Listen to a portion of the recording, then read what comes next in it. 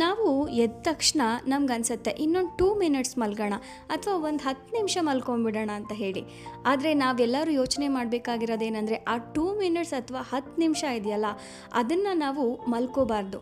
1 ನಿಮಿಷ ಇಲ್ಲ ಎದ್ಬಿಡೋಣ ಅಂತ ಹೇಳಿ ಡಿಸೈಡ್ ಮಾಡಿ ಎದ್ದರೆ ಅದೇ ನಿಮ್ಮ ಡಿಸಿಪ್ಲಿನ್ ಲೈಫ್ಗೆ ಮೊದಲನೇ ಹೆಜ್ಜೆ ಅಂತ ಹೇಳ್ಬೋದು. ಎಸ್, ನಾನು ಹೇಳ್ತಾ ಇರೋದು ನಿಜ.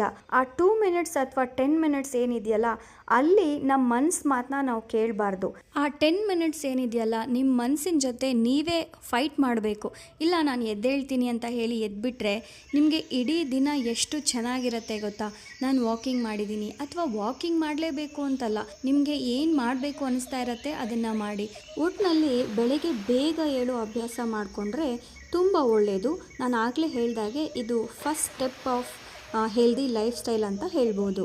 ನಮ್ಮ ಆರೋಗ್ಯದಲ್ಲಿ ಏನೇ ಪ್ರಾಬ್ಲಮ್ ಇರ್ಬೋದು ಅದನ್ನು ಸುಧಾರಿಸ್ಕೋಬೇಕು, ಅಥವಾ ನಾವು ಮೆಂಟಲಿ ಪೀಸ್ಫುಲ್ ಆಗಿರಬೇಕು, ಏನು ಮಾಡಬೇಕು ಗೊತ್ತಾಗ್ತಾ ಇಲ್ಲ, ನನ್ನ ಲೈಫ್ ಚೇಂಜ್ ಮಾಡ್ಕೋಬೇಕು, ಲೈಫ್ ಸ್ಟೈಲ್ ಚೇಂಜ್ ಮಾಡ್ಕೋಬೇಕು ಅಂತ ಯಾರಾದರೂ ಅನ್ಕೋತಾ ಇದ್ದರೆ ನೀವು ಮೊದಲನೇ ಸ್ಟೆಪ್ ಅಂತ ಹೇಳಿದ್ರೆ ನೀವು ಬೆಳಗ್ಗೆ ಬೇಗ ಎದ್ದೇಳೋದು. ಇದನ್ನು ನಾನು ಸಹ ಅಳವಡಿಸ್ಕೊಳ್ತಾ ಇದ್ದೀನಿ, ಅದಕ್ಕೆ ನಿಮಗೂ ಸಹ ಹೇಳ್ತಾ ಇದ್ದೀನಿ. ನಮಗೆ ಎಲ್ಲ ಗೊತ್ತು, ಆರೋಗ್ಯ ಹೇಗೆ ಕಾಪಾಡ್ಕೋಬೇಕು ಅಂತ ಗೊತ್ತು, ಏನು ತಿನ್ನಬೇಕು ಅಂತ ಗೊತ್ತು, ಎಷ್ಟು ಎಕ್ಸಸೈಸ್ ಮಾಡಬೇಕು ಅಂತ ಗೊತ್ತು. ಆದರೆ ನಾವು ಒಂದು ಮಾಡ್ತಾ ಇಲ್ಲ, ಅದು ನಮ್ಮ ಮನಸ್ಸಿನ ಮಾತನ್ನ ಕೇಳ್ತಾ ಇದ್ದೀವಿ. ನಮ್ಮ ಮೈಂಡ್ ಮಾತನ್ನ ಕೇಳಬೇಕು. ನಮ್ಮ ಮೈಂಡ್ ಹೇಳುತ್ತೆ ಇದು ಆರೋಗ್ಯವಾಗಿರುತ್ತೆ, ಇದು ಒಳ್ಳೆಯದು ನಿಮಗೆ ಮಾಡು ಅಂತ.